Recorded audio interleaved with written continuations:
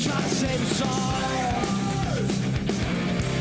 They'll try to save us all. No good can come from this. They'll try to save us all. Welcome, everybody, to another edition of the Rockpile Report podcast. I'm your host, Bill season ticket holder Drew Gear. That's my producer, Chris Kruger. And boy, do we have a show lined up for you guys this evening. Willity. The Buffalo Bills are 3-0. Guys, we have a show packed full of detritus and sarcasm for you this evening. I want to say thank you to everybody who came out to the tailgate this week. The couple from South Dakota who I love it. I love that the guy fought through a hip injury sustained in a car accident. There's no way on hell you should have been at the game, much less on crutches in the parking lot having drinks with me. And yet there you were. And it was a pleasure meeting you. We met Skid Valve. Skid Valve made an appearance. Teddy Bandana. Like it was awesome to get to see everybody. Like I think you guys will find out. It's amazing. People are like, I just found your show a year ago. You know, we've been on for 10 years. Hey, however you found us, and we're all here together celebrating one thing, and that's a Buffalo Bills win. Now, there's a lot we can talk about tonight that we're going to talk about tonight. I'm going to talk a little bit about the game, but I'm also going to talk about what I learned this week as a Bills fan watching the rest of the NFL. Because there's some stuff in there, boy. And there's some things that I think it's refreshing. If you're a Bills fan who only stares into the barrel of, oh my God, this is my team, and when something goes wrong, it feels cataclysmic. And then you look around the NFL and go, oh, okay, well, maybe things aren't so bad.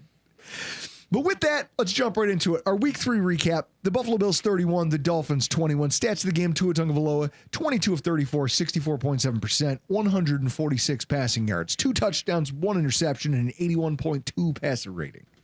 Josh Allen, 22 of 28, 78.5% completion percentage, 213 yards, 3 tutties, no picks, 134 passer rating. Interestingly enough, Chris, Josh Allen, 1 single pass attempt of more than 11 air yards.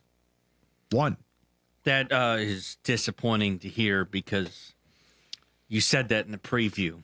Just dink and dunk your way down the field. I don't like when you get things correct like that. Tua Tagovailoa, 15 passes, 60, which is 62.5% of the 24 throws that he made that were beyond the line of scrimmage were outside the numbers to the sideline. He spent most of the game avoiding the center of the field. Running back James Cook, 108 yards, 1 touchdown, 5.6 yards per carry. The rest of the team only had 49 combined rushing yards. Tight end Dalton Kincaid, 66 yards, 1 touchdown, 60.4 run block rating.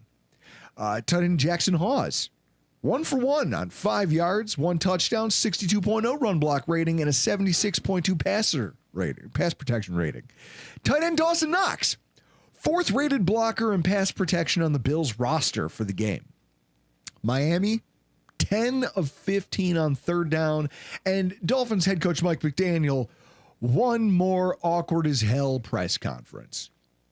It's amazing to me that Mike McDaniel still has a job after this. I mean, I don't know what else to do. And I could turn this whole show into a rant about things I didn't like about the game, like the fact that we were giving up, the fact that our 3rd down defense is like trying to wipe your ass with 1-ply toilet paper. Like something's going to break here. You're at risk of something breaking. How everyone wipes their ass at work. It's like taking one of those office. It's like relieving yourself in the office. Yeah, if something is going to break, it's at a moment's notice. That's our 3rd down defense. And I could sit here, Chris, and I could gloat about the fact the Bills followed the exact game plan that I laid out in our preview and attacked the Dolphins shallow and short to 30-plus points. Right? Like, I don't have to love it.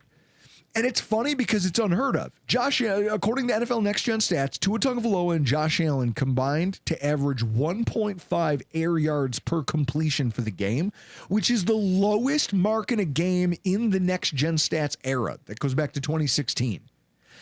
Allen only had the 1 pass over 10 air yards, where Tua had completed as many passes behind the line of scrimmage as he did beyond it. It almost felt like two teams that were just trying to play chicken with each other. Like, oh, we might do something crazy, but we're not. No. It's amazing. Lauren Oubre, good evening to you as well. Yeah, Teddy's here. Teddy. Got it right here. Nelson Bros, Rye, thank you. Drinking that straight. Also, chasing it with a Black Manhattan. Jeremy Rogers, I just want to try the drugs Mike McDaniel's doing. Yeah, that's... I don't know what he's thinking, but here's what's funny. The Dolphins, okay? Mike McDaniel took the job in 2022. They're 3-14 against teams that go into that game with a winning record. Chris, if they're better than 500, if you're better than 500 when you play the Miami Dolphins, there's a really good chance you're going to win that game. All of this stuff about what a good coach he is and how, like, oh, he just needs to catch the right breaks. What? Play a whole season against the Cleveland Browns?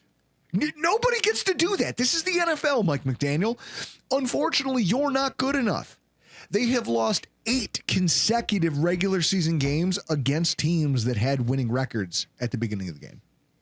That's pathetic. And yet Stephen Ross is out here publicly talking about how he doesn't want to have to fire him and he wants it to work out.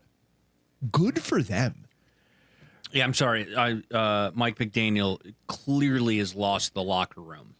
I think that thing is over, and he's on his way out, and he's going to have to redeem himself as a OC somewhere else. Now, the offensive performance of the Bills, even though they put up 31, which we're going to talk about, like, I do have a bone to pick that we'll get to. But I want to talk a little bit about the game and more about what we learned afterwards. So just to get there, Chris, so much got made of the Tua Tagovailoa turnover, but lost in that play was the fact that for an entire evening in a game where neither quarterback was trying to air it out. These were the most conservative versions of both football teams we've ever seen as either fan base. The Dolphins came in with a very clear game plan. Take advantage of the Bills' pass rush, missing its best 3 tech defensive tackle, move the pocket, and keep Tua's throws outside the numbers. Be risk-averse. Be a risk-averse football team. And you know who did it better? The Buffalo Bills. The Buffalo Bills were the better risk-averse football team, and it's why they won the game. Because the moment Tua had to try to be a spot thrower, the moment he had to try to identify a place on the field and just huck it and hope his guy got there, immediately it got him in trouble. It just blows up in their faces.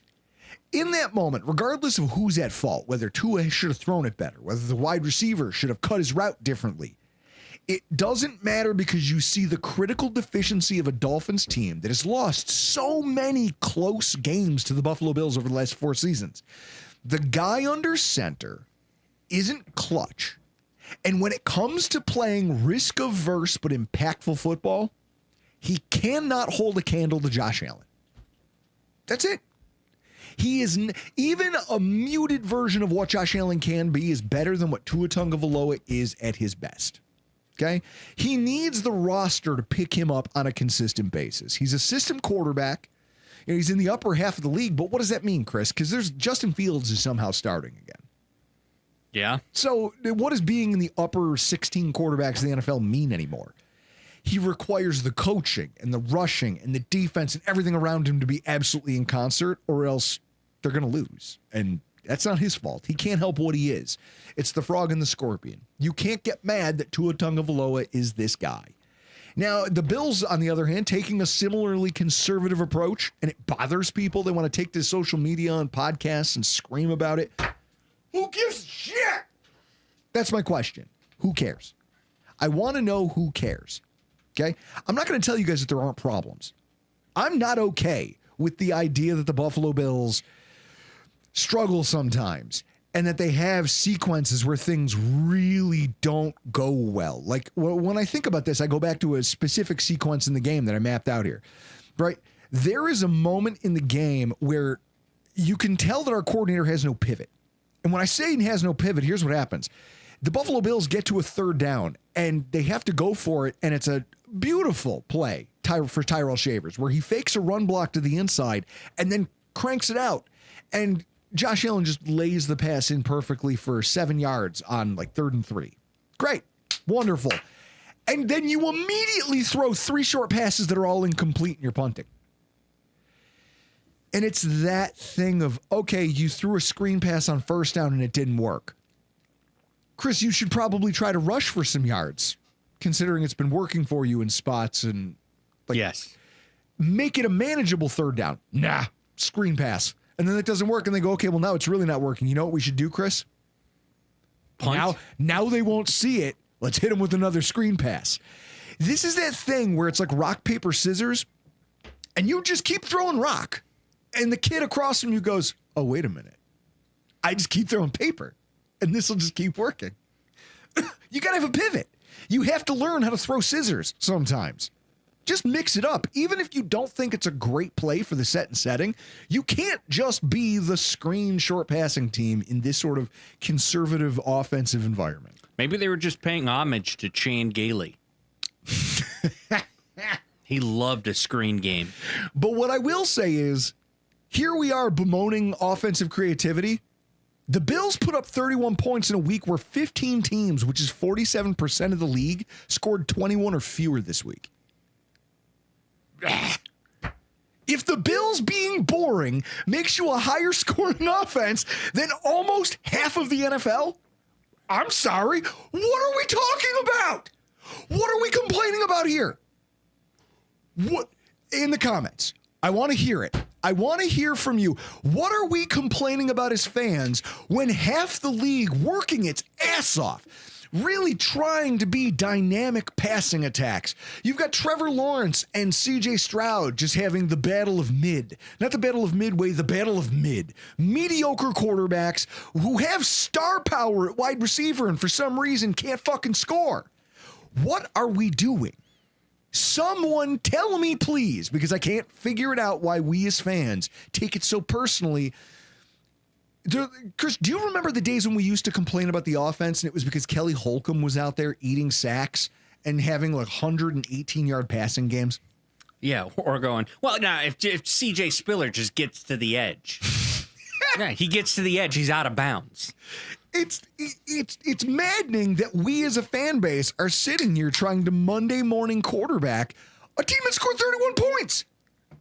You know who didn't score 31 points, Chris? Green Bay and Cleveland. Combined. I mean, so I don't know. Like, I take a look at this. Roy Collins in the comments said lack of a vertical passing game. You think that, Roy Collins. But you know what's funny? Do you know, and I have to give credit where it's due, Aaron Quinn tweeted out a chart. Do you know that Allen, for passing attempts over 15 yards downfield, Josh Allen's actually tied for or at least he's in the top 3 in the entire NFL? Now, the EPA per play might not be as high. Like right now, in terms of downfield passing offense, Justin Herbert is leading the pack. He has thrown the most explosive passing plays of the season through 3 weeks.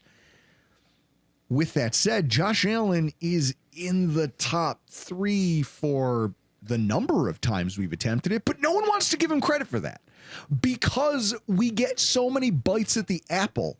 And because this last game plan was so painfully vanilla and conservative, it feels an awful lot like we don't have a vertical passing game.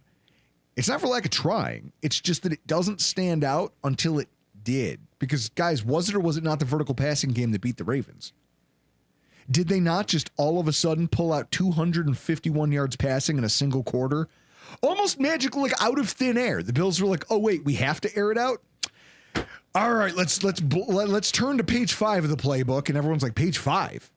I did. And he was like, yeah, it's break glass in case of emergency. It's an emergency. We're down by 20. Let's go. And they threw for 250 in the fourth. That doesn't just happen by accident. I think that there's a conservation plan here. And I go back to the concept of complementary football. Chris, for years, coaches, Mike McDaniel, like I think hack coaches, I think a lot of people have talked about the idea of complementary football, but nobody said it more than Sean McDermott. Correct. And the thing that bothers me about his old iteration of complementary football is that it used to mean that he expected that his offense was going to, keep his defense fresh. Don't turn the ball over, bail them out. You got to be, if we're getting takeaways, we also have to be stopping takeaways on offense. Now the script is kind of flipped, and he's like, man, this offense really has to start pulling its own weight. Now the shoe is on the other foot. The offense is the thing that is almost automatic, and the defense is the thing they're looking at saying, okay, we really need the offense to support these guys because they are belabored, to say the least. I mean, Chris, you look at go to PFF. The Bills had 12 missed tackles as a team in the game. 12 is a really big number. That's big. And then you look at the names. Dorian Williams, Terrell Bernard, Taylor Rapp, Tre'Davious White, Joey Bosa. Every single one of those guys had multiple missed tackles. That's not great. Those are your frontline defenders. So it's hard to see these types of performances and then look at the third down performance overall and then go, hey, we've got this Ferrari at quarterback. We could just turn it loose, but we can't risk constantly punting, because if we do that, we're going to end up in a lot of trouble. Todd Gibson in the comments, they're winning based on the game in front of them. For sure. I mean, and you look at it, look at all of this. Like, you could say, hey, the rushing attack that we saw from the Miami Dolphins that kept the game alive for them. Oh, well, we were missing Ed Oliver. You know what Ed Oliver didn't do was he didn't allow so many first downs in coverage. Look at this. Christian Benford gave up 3 first downs to Tyreek Hill. Trey White gave up 3 first downs, all to Jalen Waddle. Taron Johnson, 2 first downs in coverage, 7 yards per play, which is now tops in the NFL on third down. Like, I'm not sure what's wrong with our zone defense right now, but it's got to change. And I used to sit here and go, okay, well, the problem will be fixed when we get our defensive linemen back in week 7. I don't think that's enough, because at this point, the problem isn't the front 7. The problem isn't the defensive line. I mean, the defensive line's not saving the secondary, but it's definitely not the problem. You're looking at this going like if they can't, here's what I'll say. And I'm just trying to catch up on the comments here. The Lions put up 38 on Baltimore. They're winning based on the game in front of them. Number 4 in EPA per pass. Kevin, I love it. Laura Newbury, are we sure McDaniel was saying complimentary football, or are we saying complimentary football, and that's why he's always clapping? Yes, he's trying to give them the attaboy he feels they deserve. The reality is, if you don't like the Bills' game script for this, right? You don't love what they did here. If the defense doesn't turn around, you're going to see more of this. If the defense can't get its shit together in terms of coverage, in terms of the linebackers and safeties, knowing where each other is going to be in zone coverage and starting to force more punts, you're going to see a very James Cook-centric game plan more weeks than not. And whether that's fair or not, the result is it works. It puts up 31 points.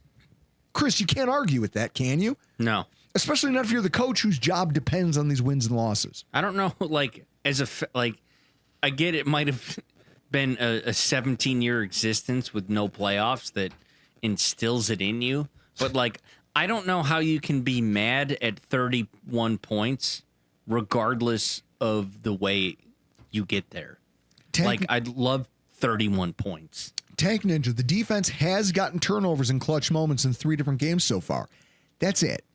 The reason we're winning these games is because when it matters, the defense finds a way to ratchet up what it needs to, which shows you that it's there, right? And also, you have the same pieces that you've had for years. So there's no reason that these things can't gel back together. And that hopefully when you add new pieces back to it as the season goes on and suspensions get lifted, you can find the recipe for success, and these players can learn to play together, and you can tighten up what that back end of the defense is.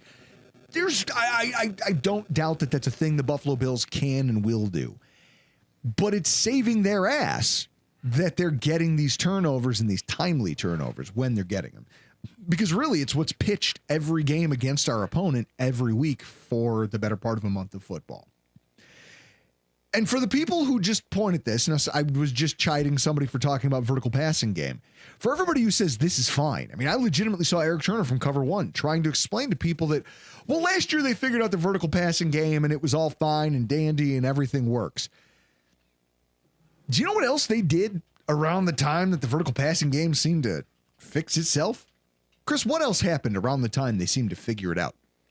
I don't know. I'm writing to Ryan Rhodes. They made a trade. They made a trade for a wide receiver whose name carried gravitas and drew attention from defensive backs. I can't lie. I don't see where this season is any different from where we were last year before we had to make the trade. And yet, how many more restructures do you think Brandon Beane has up his sleeve? And also, how many options do you think exist out there in the open market? Like, there was one that made sense at some point, and it was wide receiver Romeo Doubs from Green Bay. And you look at the season he's having now since it started, he seems like the type of guy the Bills probably should have pushed harder on. 17 yards average depth of target through 2025 so far, which is a career high. 12.3 yards per reception, career high. Five yards after the catch on average, which is a career high. Romeo Doubs, for a passing offense for Green Bay that's not exactly thriving right now, but it's getting the job done. They're 2-1 on a hilarious loss to the Browns, but 2-1. He is becoming a vertical threat in what will be his last year with the Green Bay Packers. His $3.4 million salary would have been really palatable for a team like the Bills. And yet, if you were going to make that move, you needed to make it back in the preseason. Back when they, on paper, had a really good wide receiver group. Because you look at it now, Chris, everything they have sucks. They have a rookie in Matthew Golden who looks very much like a rookie. I don't know that he contributes much at all for at least the next 6, 7, 8 weeks. I mean, unless tomorrow something flips and he figures it out, but that's not likely. They have no incentive as a team who just traded for Micah Parsons because they feel like they're in a Super Bowl window. They have no reason to divest of a talented wide receiver. So now we're stuck. Romeo Doubs is off the menu. So now what? Who do we go get? All of the answers are going to have to be in-house. And I'm not bullish on the idea that they can fix it from a roster addition standpoint. So now it comes down to what can you do? You know, short of another GM falling asleep at the wheel or just Brandon Beane out and out blackmailing somebody, the skill position group is what it is. And so that means explosive plays are going to have to be schematically produced. Do we all feel comfortable that Joe Brady can eventually get to a place where he, on his own, just with his play calling, can unlock the talents of Khalil Shakir and get him acclimated into the offense that he's producing explosive plays? I'm sure there's going to be a game coming up where we get the Allen passing game where Shakir might have 75 to 100, and so does Keon Coleman, and they each have a touchdown. I'm sure there's somewhere along the lines we're going to hit that 400-yard Josh Allen passing game. Well, Chris, if you want to throw this tweet from Cole Jackson up there on the screen for everybody. So Cole Jackson, because somebody tweeted complaining about the Bills passing offense, and they were just like, oh my God, I can't believe the offensive coordinator's doing this to Josh Allen. Cole Jackson, when you can pick apart an offense and slow burn the D with death by 1,000 cuts, you do it. It prevents turnovers, and as long as you're scoring, you don't have to worry about the big plays. Tom Brady did this for 2 decades. It's smart football if you can execute it. You look at that passer chart, 3 touchdowns. 3 touchdowns, I mean, I don't care how you get it done, you put up 30 points. And then you take that information, that graph that you see laid out in front of you, and then you take this into context from Warren Sharp. The Dolphins blitzed on 41% of Allen's dropbacks. And despite that high blitz rate, they recorded just a 9% pressure rate, the lowest in any game recorded since 2018. Attribute the game plan. So here's Joe Brady going, I have a feeling they're going to have a heavy blitz package for this game. You know what we're going to do? We're just going to zig when they zag. And we think we're better at it. We think we can still be a productive football team without having to air it out, without making Josh Allen play Superman. And you see the results of that in front of you today. And that we're 3-0 and on top of the AFC East. And the Dolphins are sitting in the basement wondering how the hell they got here. We're always a step ahead. And I love that. I love that for our football team. I love that just in terms of what all of this is. And then I'll say this. The secret sauce for the Buffalo Bills this season, I think I'm starting to see it. It's this tight end room. Oh, I thought you were going to say the tailgates. No, the tailgates are epic. This tailgate was a lot of fun. All that money better go to whiskey. Trust me, we've got way too much whiskey in here. Let's see. Feasible to trade for Tyreek Hill? Kevin Rogers? No, probably not. And I heard that Parsons was first shopped to AFC clubs and the Bills didn't bite. It's entirely possible. I mean, Bean probably doesn't want to give up the picks. I would argue we needed it, but what do I know? I'm not the guy with that job. We will Monday morning quarterback it if we don't win a Super Bowl. And the Green Bay Packers do, but what are we going to do about it? Be like the Sabres in 05, 06, where they didn't get a defenseman. Darcy was like, I need those picks. No, you don't. So, guys, there's a thing that happens. For those of you listening live, those of you in the chat who contribute or who cook, who contribute to family dinners, who are familiar with how you prepare food for a large gathering, you're probably familiar with the idea of Sunday sauce, right? And there's a thing that happens when you're trying to make Sunday sauce where most people, Chris, like, are most of your pots and pans Teflon, non-stick? I don't know. Well, speaking of, Jessica almost made Sunday sauce on Sunday, but for whatever reason, we didn't get to it because she's Italian and she's always up for making a Sunday sauce. So this is the thing, guys. Real Sunday sauce. You can make it in any pot you have, but if you use Teflon, it's never going to taste the same. And there's a reason why. It seems like a small nuance, but it's not. It's actually really critical to the dish. You're supposed to use a stainless steel pot, 8-quart. And then what you're going to do with that is you're going to take your meat, your sausage and your short rib, the bone-in, the boneless. You're going to take the hot sausage lengths, the mild Italian lengths, and you're going to throw them all in your stainless steel pot, okay? Just get that thing up screaming. Throw a little bit of water in there. When it beads up, it's ready. You throw your meat straight on, and everyone's going to go, Drew, it's going to stick. That's the point. Once that meat really starts to adhere and it builds up a good fond at the bottom of the pot, and then it naturally releases after being stuck for a little while. When it naturally releases, you flip the meat, it's ready to continue cooking on the other side. That fond that you're building at the bottom of the pot, once you dump in your tomato sauce and everything else, and you scrape the bottom when you start stirring it, that fond is where it's the thing that actually makes Sunday sauce delicious. It's that secret ingredient that, if I just put every ingredient on a list, it says, well, I need tomato sauce, I need the meat, I need this, and you put those in a pot, you'll get a sauce. But it won't taste the same if it doesn't have that fond, that gritty, charred bits at the bottom of the pot that really give it that flavor. That's what the Buffalo Bills tight end room is in 2025 for the Buffalo Bills offense. They are that mystery thing that you go, wow, this thing's delicious. How did it get this way? And nobody really knows unless you go back and you watch the games. Like, rewatch them. That's why this NFL Plus package is incredible, because you can go back and watch it and then watch it in slow motion and then switch on a given play to the coaching film and go, oh, yeah, look at that. Guys, we're a fan base that just a summer or so ago was talking about Zach Davidson like he was something special. Like, oh, man, I can't wait to see Zach Davidson out here. He was big, he was lean, and he was fast, and he caught passes. Somebody said that. That's not what a tight end is. Not a good one, anyway. And now we're being spoiled as fans of the Buffalo Bills. Tyler Dunn of GoLongTD.com has a book that he wrote and published called The Blood and Guts, How Tight Ends Saved Football. And it's this awesome read throughout the history and the lives of some of the greatest tight ends to ever play the game. Mike Ditka, Tony Gonzalez, just some of the best to ever button up a chin strap.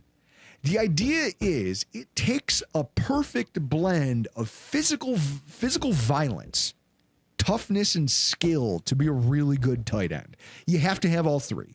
If you are a tight end who doesn't like physicality, you will not be good in the NFL. You might as well just declare yourself a wide receiver because you will not thrive in this league because you can't play near the line of scrimmage and be around defensive linemen if you don't relish a little bit of violence. Chris, in your mind, who's the best? And I open it up to the chat. Guys, who is the best Bills tight end of all time? I want to hear you all who contribute in the chat, who listen to this. Chris, you right now in real time, who's the best Bills tight end?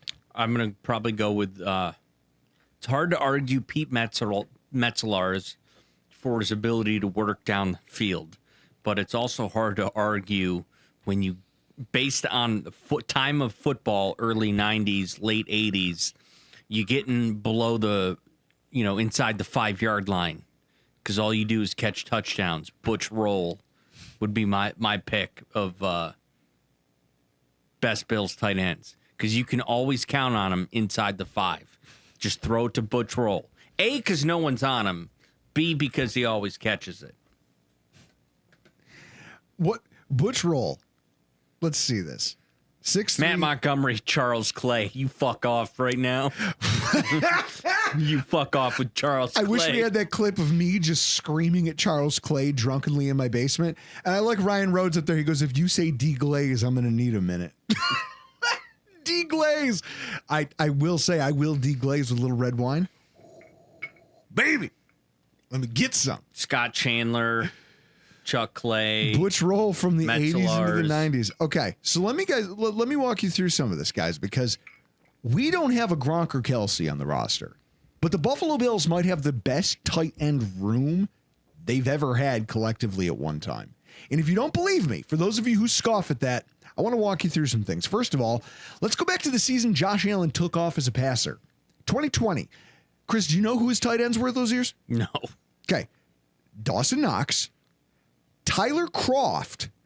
Remember he caught that winning touchdown against the Rams in that thriller? Yes. Where Josh Allen, like a maniac, face masked Aaron Donald. And Lee Smith. Those were your tight ends with a little bit of Tommy Sweeney and Jason Kroom on the back. And the only reason Jason Kroom was allowed is because he was dating one of the Pagulas at the time. 2017, the year we broke the drought. Chris, who were our tight ends? Sean Nelson? No.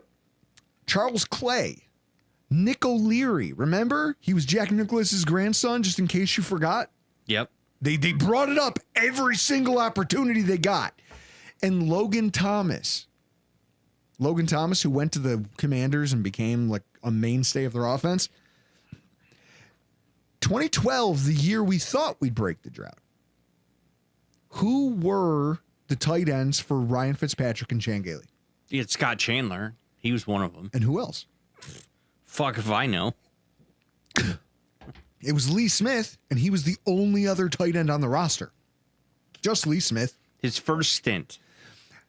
Chris, in 1992, the last time we were like really Super Bowl contenders and had like that real offense put together and we thought we were going to rickroll Washington, who were our tight ends?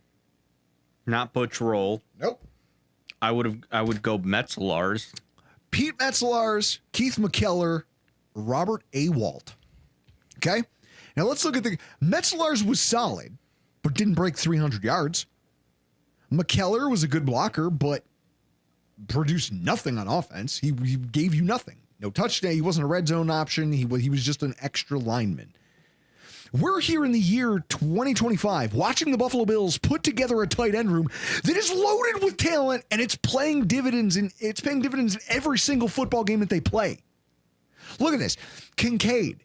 Oh, Eric Harris is dying a slow death over there. Watching Dalton Kincaid have an amazing start to the season. Like, I don't want to jinx it by calling it a breakout, knock on wood, but it's hard to argue and ignore what he's done. He's doing everything that we wanted him to do when we drafted him in the first round. In fact, I remember a time when the defensive lineman we're going to see in this week's Saints game, Brian Brisset, I remember there were people mad that the Bills didn't prioritize that guy over Dalton Kincaid. Do you know that Brian Bresee is closer to getting released by the Saints at the end of the year, or at least allowed to walk and not having his fifth-year option picked up, than he is to signing a contract extension? That checks out. Kevin Rogers in the chat put Chris Gregg. Yes, Chris Gregg was one of my favorites. And what we used to do, and Chris Gregg actually reached out to me one time, because what I used to do was every year that he didn't have an NFL football team, I would call it Chris Gregg Awareness Month. Hashtag Chris Gregg Awareness Month. And I would just tweet at like 5 teams with a highlight of Chris Gregg playing football. And one day Chris Gregg was like, yo, y'all crazy. I was like, I'm out here doing the Lord's work for you, man. I'm trying. I'm tweeting at the Panth. I basically would just look at our lads and Pro Football Reference at every 90-man roster, and I would go, here's 8 teams whose tight end room sucks. Bring in Chris Gregg. And I would just angrily tweet at him for a month. When I pick a fight, I'm like a dog with a bone. I never let it go until we're all dead, or until I genuinely just run out of steam for it. Dalton Kincaid looks like the guy we drafted in the first round to be a difference maker for this offense. And what I love is he catches, like in this game, he catches a touchdown pass and then also has a really great block to spring Khalil Shakir on his touchdown reception. And it's his second open field touchdown block in 2 weeks. You go back to the Jets game, it was him that was springing Elijah Moore for the touchdown. He's currently near the tops of the league in terms of yards per route, combined with passer rating when targeted. It's him, Tucker Kraft, and Roma Dunes. That's pretty good company, right, Chris? Mm-hmm. Dawson Knox out here just being what he is. But Dalton Kincaid, before I move on from him, for all the detritus, all the injuries, all the talk about him being soft, this is the first year he's ever looked tough. He looks like he's finally embraced the physicality that this sport requires, and he's now, right now, healthy enough to carry it out. So you're seeing him more heavily involved, and he's out there making plays, and when he's on the field, things are moving. You look at Dawson Knox, big, physical, and despite those frying pan hands of his, he remains tight end 1 because his blocking ability at the line of scrimmage and out there in the open field, combined with his overall utility as a pass catcher when Josh gets into trouble, remains it continues to make him a Swiss Army knife for this offense. He caught that touchdown pass against Kansas City a few years ago. The game winner. Touchdown pass versus New England during the perfect game. When Josh is just on this crazy scramble drill, runs to the sideline, and then says, screw it, Dawson Knox is out there somewhere. And he just hucks one up. He has the quarterback's trust. And at the same time, his movement skills and all-around physicality, I mean, that's the reason the Bills paid him. That, and in the red zone, when he gets looks, if they have to, they have a whole chunk of plays in their playbook that are just Dawson Knox red zone plays. Because they know it's hard to bring Dawson Knox down at first brush. You remember he scored the game-winning touchdown against the Miami Dolphins, 2 years ago when we had to beat them in week 18 on Sunday Night Football to win the division? Sure. Okay, his catch, he catches it, the safety goes low thinking he can take him, and Dawson Knox just hurdles the guy while stretching out and makes the end zone. Game-winning touchdown. Game's over. Dawson Knox gets knocked, but he is an integral part of this because he is the jack-of-all-trades, master of none. And then you have the rookie. Oh, you've got the rookie Jackson Hawes, baby. He entered this week as PFF's highest-graded blocker at the tight end position and finished there as well. And on Thursday, it was everywhere against the Dolphins. I'm rewatching the game, and there's, I'm doing it on my TV because I get the NFL app on the TV, and you get that going, and then I can start, stop with the remote, and I can take a look at something, make a note, start. All right, take a note, start. There's a play where he just manhandles Jalen Phillips and then pancakes him. This is a rookie tight end who's doing something in blocking that some offensive linemen haven't been able to do. This is a guy who in the draft process talked about how much he loved the physicality of football and how he liked to just go out there and be a potato masher. He liked to just go out there and hit people.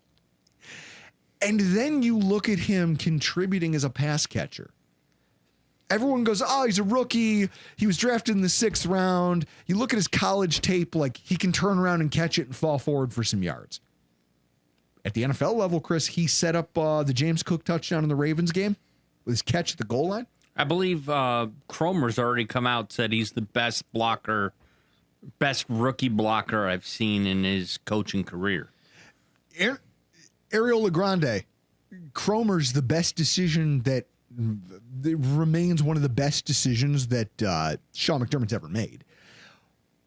If Cromer is giving him that level of praise, I don't think it's window dressing and it's not lip service. He's saying it because he believes it, because he's coaching the kid and sees, like, it's showing up on tape when you go out there, and it gives you options. Like, I want to talk about some of them, right? Like, if you decide that we go 12 personnel and you decide you're going to go big, you're going to say, okay, I'm going to put in a Sam linebacker and we're going to go a heavy formation or a 3-4 look, and we're going to put an outside linebacker out there on you. Hawes, with his advanced development as a blocker at the line of scrimmage, means we're no longer beholden to just the Alec Anderson package where we have to run the football. Hawes is just as easily I guess he's just as quick to dump your defensive end on his ass as he is to break out into a pattern. And you as a coordinator have to know that. You have to be able to coach your defense that, hey, you have to watch 85 because he may leak out behind you if you let him. He may fake the block and just disappear. And if you let him get behind you, he's proven he can catch the football. We can still move defensive ends. We can still move linebackers and get good second-level blocking with the Hawes-Knox combo. And it gives you a threat that at both tight end positions, you have to acknowledge that they can still get out in space and catch the ball if you're not aware of it.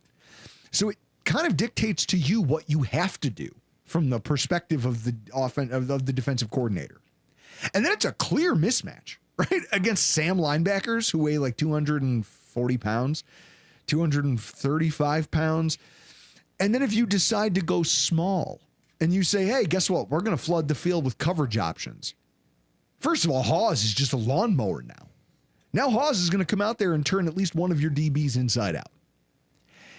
And it just gives you the ability. Like, you look at these speed option plays that they were running and all the speed outs and just the short, shallow dump off passes, the Khalil Shakir touchdown. Those play designs work. Because if you go heavy, that's fine. I'll put a Shakir on the field, and I know that this is going to be a pass to the sideline. I'm going to have Coleman, and I'm going to have a tight end, either Kincaid or Knox or Hawes. One of them is going to be able to get out in space and get that linebacker. We can seal an edge real fast, and we've got the wide receiver talent at the skill positions to get out there quickly.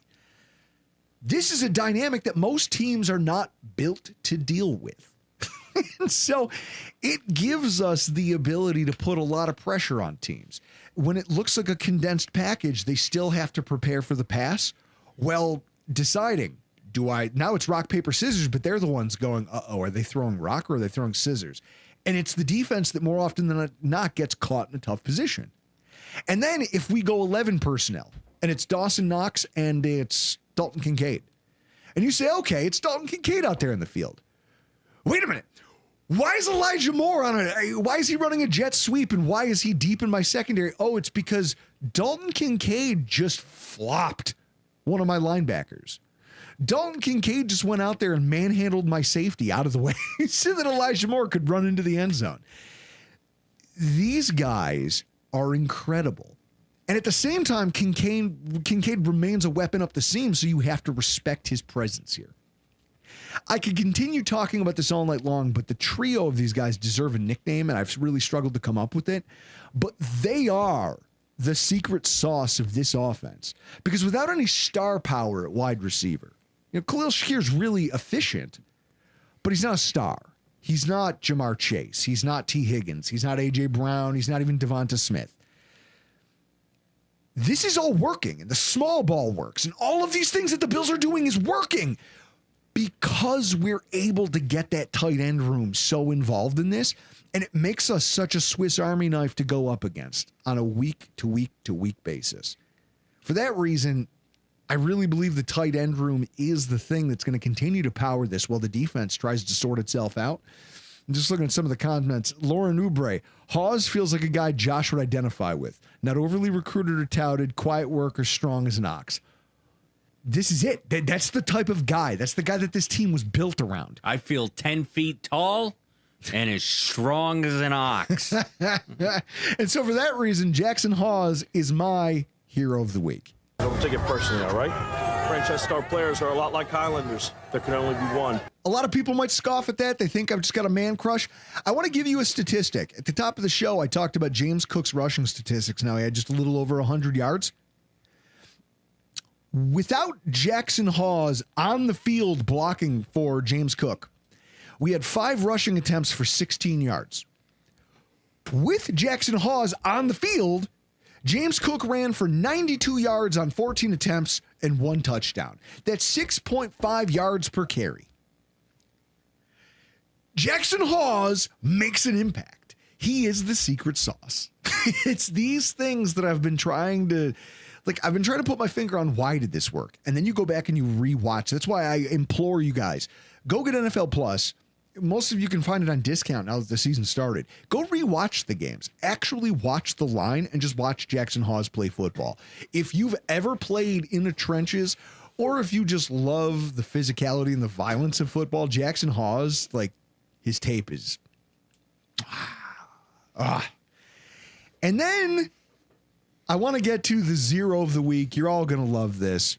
The zero of the week, I could have given it to Mike McDaniel. I could have given it to a lot of people. But instead, zero of the week goes to my producer, Chris Kruger. You folks fell on your face. You get an F- in my book.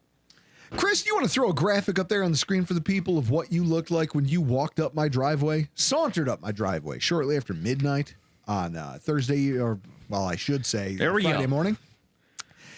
That's peak male performance at 41 years old on your screen. Do you see this chubby idiot drenched in sweat, his hair all askew? Like, you see him now on the podcast. Chris, give the people your shot. Chris looks put together today. But in that shot, he's literally shambles. He is falling apart. Yeah. He's shirtless and drenched in sweat. So I made a bet with Drew because we've been in Doc's lot for 3 years. Every time we've stayed till the end, it's taken an hour to get home.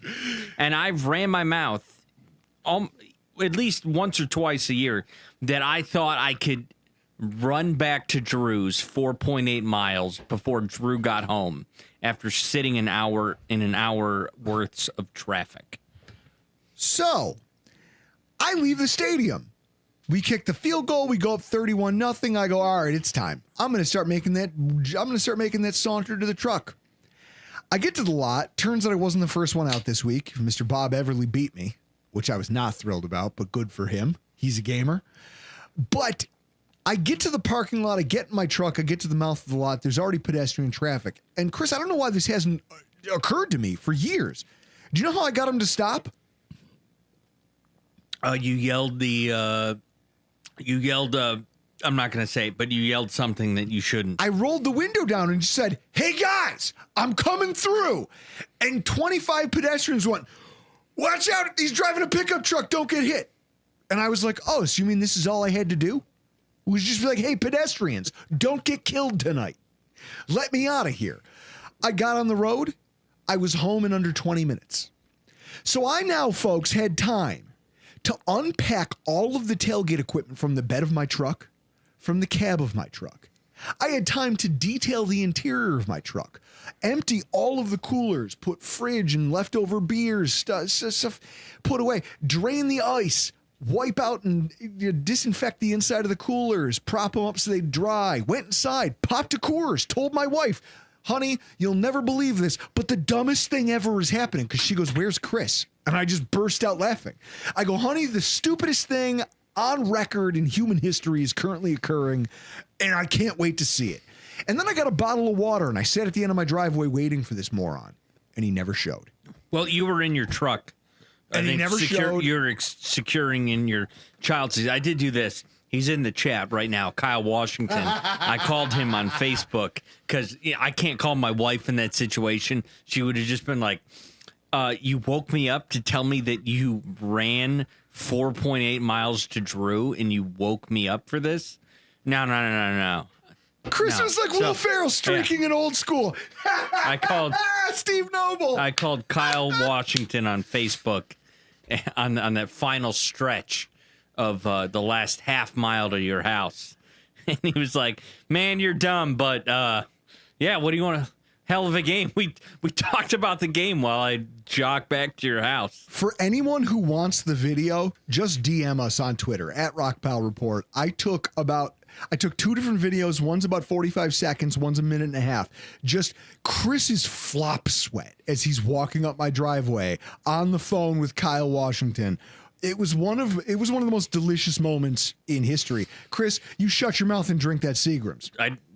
I finished it, dude. And you spilled your whiskey. Well, all right. Party foul. Yeah. Well, I did yesterday. I mean, I will say I did this with a torn MCL, and I went to PT yesterday. That doesn't make you sound tough. It makes you sound stupid. Yeah, it does.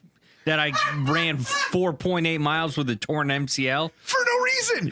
Just to get shown that you're a bum? Yeah, and no. I beat you home by 45 minutes? I told Dr. Ed, my physical therapist, I was like, man, you're going to hate me. I was like, I did a Seagram's bet. And he was like, all right, well, did the knee hold up? And I was like, yeah. And he was like, well, that's good for you. Matthew Montgomery in the chat says, running over a mile while over 40 and not pulling a hammy is a big deal. Matthew, he literally said to me within minutes of getting in my drive. Oh, my quads and calves were on fire. He goes, I think I pulled my... He They're literally looked me straight in the face and went, I think I just pulled my hamstring.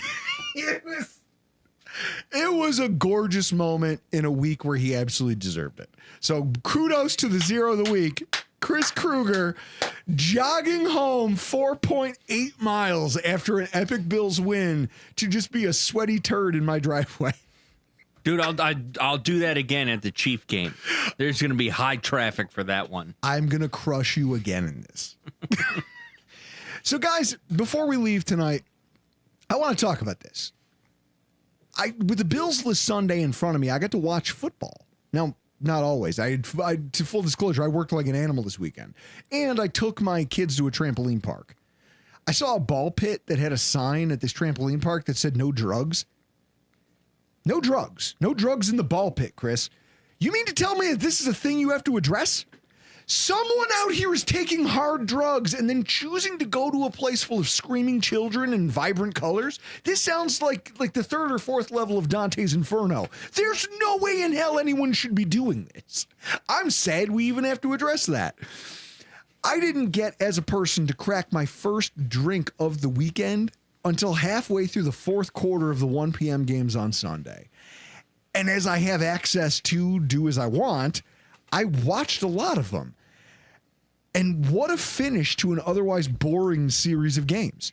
Four blocked field goals, 2 teams that won off of blocked field goals. The Browns beating Green Bay might have been up there with the dumbest endings to a football game ever. And yes, I am counting the time that we lost to the Browns because Roscoe Parrish muffed a punt. And then I watched the Chargers.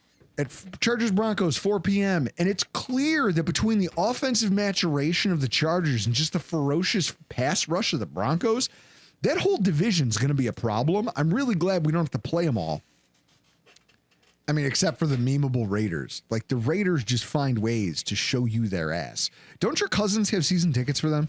Yes, my uncle has 4 season tickets for the Raiders, and he lives in Orlando. I feel so bad. Someone just said in the comments, the 8-ball pit. Lauren.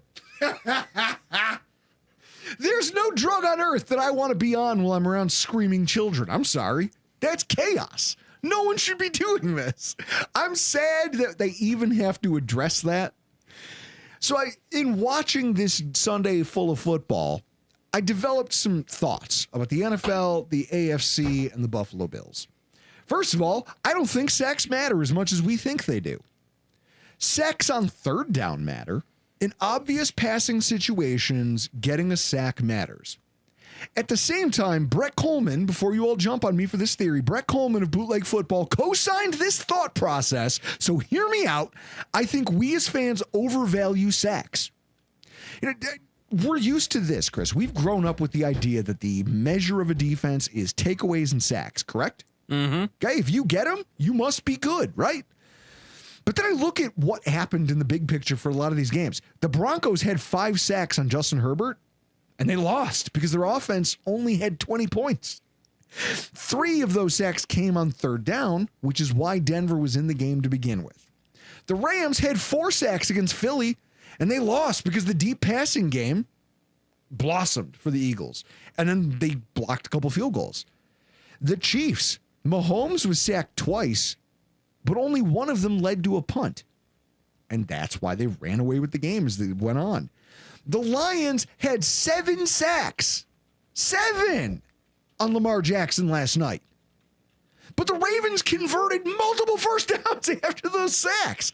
There was one where it was 3rd and 26. They sacked him. They got him to 3rd and 26. You go, okay, you're punting. One play later, it's 1st and 10. You're going, what the fuck did I just watch? The Bills had 0 sacks against Tua Tagovailoa, but a well-timed pressure sealed the game. What I've figured, I think what I've figured out is that sacks matter against average football teams. If you can sack a team and get them to 2nd long, you probably get the ball back a couple plays later. But if you're going up against the best of the best, whether it's the Lions or the Ravens or the Chiefs or the Bills, a sack is almost meaningless because not only do you rarely get them against Josh Allen, but when you do, Chris, look at the number of times he's been able to bring us back on 4th and 3, 4th and 4, 3rd and 8, 3rd and 14, and it's a first down. Lamar Jackson does the same thing. Elite offenses, sacks are almost a minor inconvenience. You've humbled them for a moment. Now they just have to go dig deeper into their playbook and find a new thing that they can do to you. So in that way, sacks matter, but it's incredibly opponent specific. Because if you're getting sacks against elite offenses, that doesn't guarantee you can keep them down. If anything, you're just delaying them. You yourself still better be able to throw haymakers on offense, because if you can't, Chris, if the Lions didn't score the way that they did and with the ferocity that they did, and then also that another just untimely Derrick Henry fumble, his 3rd in 3 weeks, I feel like we have a very different AFC standing right now. Yeah, that's true. Also, the only time I ever want to see Brian Daboll again is at the Queen of Heaven Carnival. Chris, throw up the graphic. I will still be more than happy to show up to the Queen of Heaven Carnival in West Seneca, New York, put some money in the coffers, dap up old man Daboll, and have a beer with him. Maybe I'll even bring a stick and I'll smoke with him. Because, I mean, that guy in cigars, Jesus. He's Fidel Castro with those things. I mean, Chris, I'm talking the 12-inch guys. And he just walks, I mean, look at him. He's a beaut, that Brian Daboll. And I'd be more than happy to wear shitty shirts, and we can go out there and be shirt brothers. For those of you who watch I Think You Should Leave, I'm going to walk up to him, hey, shirt brother, and we're going to get hammered and make a scene at the Queen of Heaven Carnival.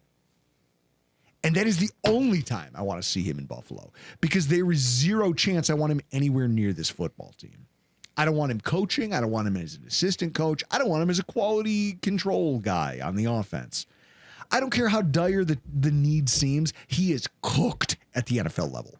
And I'll just give you a quick walkthrough what I saw on Sunday night. He knew his kicker was injured coming into the game. Hey, I've got a hurt kicker. And still tried a PAT after their first touchdown instead of going for 2 against Kansas City, Chris, a team that you know that if you're a bad team, you don't give them any quarter. Right? I thought Gano got injured in warmups. So you knew he was hurt pregame. Okay, but you don't carry 2 kickers. No, but that's okay. But when you're lined up now, you don't go for the PAT. You go for 2. Why? Because is your punter a kicker? He can be. He's the Scottish Hammer? Or do you trust that maybe my offense, led by Russell Wilson for all this veteran experience that he's supposed to be here for, maybe he can get you 2 yards? Maybe. Horse's ass play. Then he decided his kicker wasn't hurt and brings out Graham Gano and tries to kick a field goal and gets his kicker more injured than he already was. That right there is malpractice.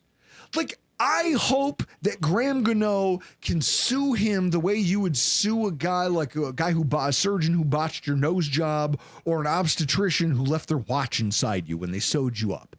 I hope Graham Gano can sue the Giants for this because it's malpractice. And that's not even the worst thing he did. The worst thing that Brian Daboll did, they put in Jackson Dart, your first round pick, and he calls some rushing plays that are designed RPO style for a mobile quarterback. And they work. They work and they work and they work and they get you down to the red zone. And then you pull the rookie out of the game. And I'd say, okay, you're in the red zone. The game is still winnable at this point. I get what you're doing. You're trusting the veteran because throwing in the red zone is very different. You need to understand the spacing. The safeties can come down much faster because there's no back. Like now everything's condensed. Don't risk a turnover. Try to get points. And then you call a quarterback run play on 4th down with a 40-year-old quarterback. This is inexcusable. There is legitimately no excuse for Brian Daboll making that play call. If you were going to run, Chris, that's you rushing home on a bad MCL. You're going to jog home from the stadium or me. I'll run circles around you right now. Do you want to know why? Because you're injured and you're old. Dan Orlovsky was being kind when he called him unbelievably uncreative. I think that what he's doing is a fireable offense. And yet the owner hasn't decided to do that at least yet this week. Now they've announced Jackson Dart's the starter. Shock, the thing that should have happened weeks ago. I'm sorry. He's overwhelmed. He's not up to the task, and I want to see him nowhere near this because he's clearly lost the plot in the NFL. And then my final thought. But before I get into that, I want to take a look here. Let's see. I can give you Elf slander. Please subscribe for 1,000 subs payday and go. Sophie, God, I love you guys. Sophie St. George, please subscribe for 1,000 subs payday. Go Bills. Yeah, we're 121 away from being able to access Super Mexican Super Chats and Johnny Utah's, who's not here yet. Did Daboll make, here's the thing from Steve Noble in the chat, did Daboll make JA-17 or did JA-17 make Daboll? I'm not going to lie to you. I think what Brian Daboll's finding out is that it's really hard to compete in the NFL when you don't have an answer at quarterback. No, I put the answer in the chat. Nick Saban made Brian Daboll. And then it's what I realized, my closing thought is what I realized about the AFC and the Buffalo Bills. The AFC contender list is kind of ass. It's cheeks. It's cheeks pressed up against the glass window of like a shower. Like when you see it, you're like, oh, that's an ass. That's the AFC right now. As Bills fans watching the rest of the field, there's a whole lot of bullshit going on out here. Houston Texans, provably cheeks. Provably cheeks. CJ Stroud went from being the guy who was supposed to break the narrative about Ohio State quarterbacks to becoming the living embodiment of it. He's got Nico Collins. He's got Christian Kirk. He's got a bunch of other talented rookies around him. And they're 26th in the NFL in passing yards. 30th in touchdowns. 32nd in the league in points. It's an abomination that the Houston Texans, with this quarterback that they thought was the next coming, and Nico Collins, who they gave this fat contract to, it's stunning that they have this much talent and they've been able to do this little with it. Ryan Rhodes for $9.99. Let's fix those teeth. My teeth are terrible. It was funny. I was actually on a really important Zoom call today, and the whole time I did a Zoom call, a Teams meeting, and the whole time I was You had the camera in a different room? No, I had the camera from my laptop, so it was under me, pointing up, and every time I would talk, I would see my own picture in the camera, and I'd go, ooh, I can't let this angle happen anymore because my teeth look atrocious from this one. The stigma that Ohio State runs a gimmicky system that doesn't translate to the NFL, there's no way that there's no way that CJ Stroud is escaping this now. In fact, he's just reinforcing it. The offensive line for Houston is awful again. Who could have seen that coming when you trade away one of your better players or more tenured players? It's awful. And also, Jacksonville is somehow still rebuilding. They've been, Chris, have they ever been actually competitive? Duval. When your coach says that, you're done. You're cooked. You're finished. Somehow, it was the battle of mid. Not the battle of midway, just the battle of mid between C.J. Stroud and Lawrence. And I'll tell you what, man, they're both shot. Neither one of them can make a play to save their lives. Also cooked to the Cincinnati Bengals. Any hope that Browning could save them, keep them afloat until Burrow gets back, and then he'll be back for some heroic playoff run? It died a quick and gory death on Sunday. Chris, how do you throw 2 pick sixes to the same player?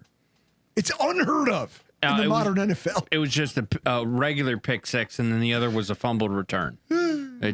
You had both, and I think Isaiah Rodgers had pick six, fumbled return for a touchdown, and then also on top of that 2 forced fumbles. Tag Ninja Drew needs to use the room filter for his teeth. Yes. That Cincinnati team is lacking so badly on talent at the offensive line that they thought Chase Brown could save things. He had 10 rushes for 3 yards at one point in the game. Look, it's embarrassing. He's regularly just met in the backfield. So there's no running game to support your backup quarterback. There's nothing you can do. You're shot as an offense. So I'm really happy. Congratulations, Cincinnati, for all that money you spent at the wide receiver position. I'm really happy it's paying dividends for you. When your quarterback is constantly under pressure and under duress and can't make good decisions, your running game can't support the kid, and you're all going to die out here.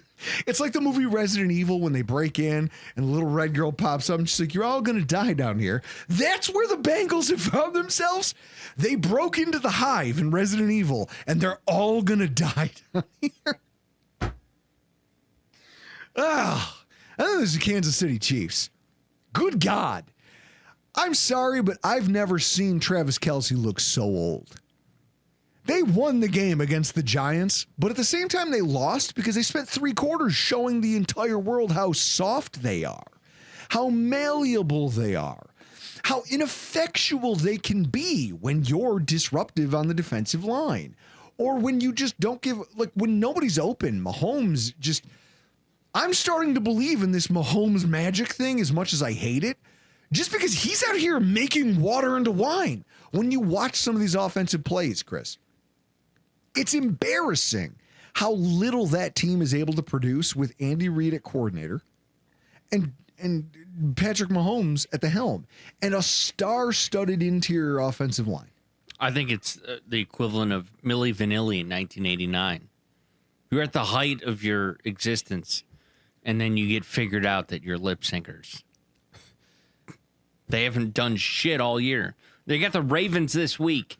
1-2 Ravens, 1-2 Chiefs is your game of the week on CBS. Someone's leaving that game 1-3. It's the most delicious outcome we could have asked for, because now I just get to sit back and hate watch. And nobody, guys, as the pettiest, I'm over here drinking Chris's bottle of Woodford Reserve, double oaked, store pick from Beeler's in Hamburg. As I've been sitting here sipping this all night, all I've been thinking about is, man, how good is it to be a Buffalo Bills fan? How much fun do we get to have this year? And what I'll tell you is this. Watching the Kansas City Street, because one of the things I'll tell you is Travis Kelce, you know what? Even in his celebrations, he looks old. He's not doing like when he does the first down. It's the half motion. It's half speed. He's sleepwalking through this because it's what he used to do and what he used to be able to do at full speed, and yet he can't do that anymore. And Patrick Mahomes is out there going, somebody with a pulse, make a play for me. And there's nobody home. Rashee Rice ain't coming anytime soon. Xavier Worthy, when he does, is going to have his arms strapped to his side. So he's going to be catching the ball like Hot Hands Heenan with that glue.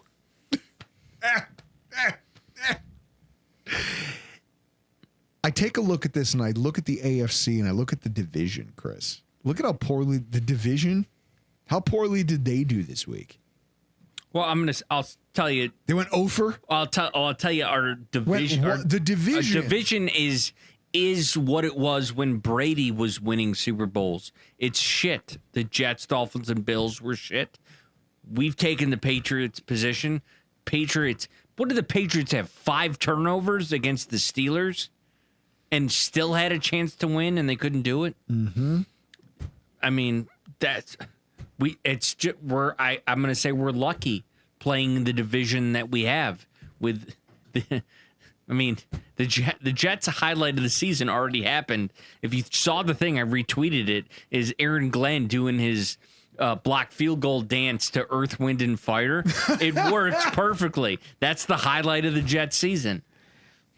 I watched this, and I watched the AFCs go 1-3 this weekend. And then I think about what it means in the broader context. The Bills are 3-0. The Patriots have one win, and everybody else is winless. And then the winless Jets are going to play the winless Dolphins on Monday Night Football. So we're going to get 2 primetime games, Chris. Ravens, Chiefs. We get to hate, like this is the haters' ball. This weekend, we're just going to call it the haters' ball. The Bills are going to go into this weekend as the biggest home favorite of the entire season. Chris, what's the line up to? I have no idea. What did you say? It was like plus 15? Oh, what? For us against the Saints, it's 16.5. 16.5! The Bills are 16.5 home favorites.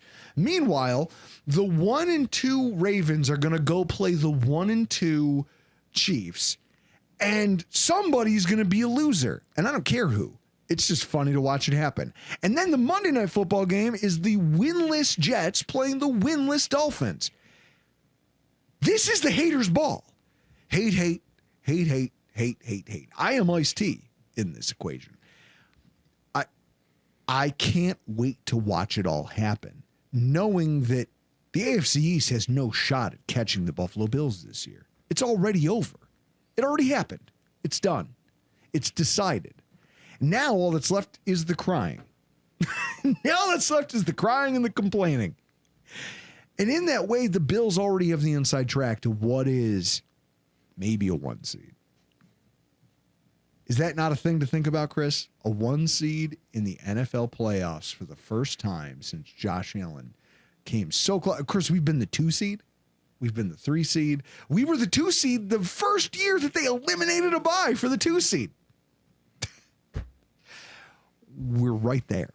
The AFC is not scary this year if you're the Buffalo Bills. I love it. I can't wait to see what the next handful of weeks of football. After Matt Montgomery, I'm going to hate watch so hard. It'll be a barred birder Jets fish. Worst Monday Night Football game ever. Ryan Tonkin, you sound like the comic book store guy from The Simpsons. Worst Monday Night Football game ever. 2 is Ashley Larry.